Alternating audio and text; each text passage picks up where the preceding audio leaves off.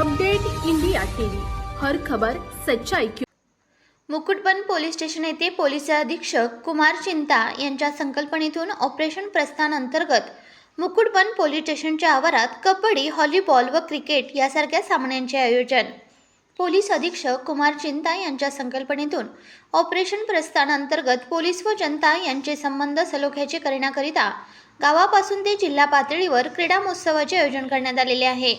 त्याचाच एक भाग म्हणून गणेश किंद्रे साहेब, उपविभागीय पोलीस अधिकारी वणी यांच्या मार्गदर्शनाखाली पोलीस निरीक्षक दिलीप वडगावकर यांनी पोलीस स्टेशन मुकुटबन येथे दिनांक 13 जानेवारी रोजी कबड्डी सामन्याचे आयोजन करण्यात आले होते।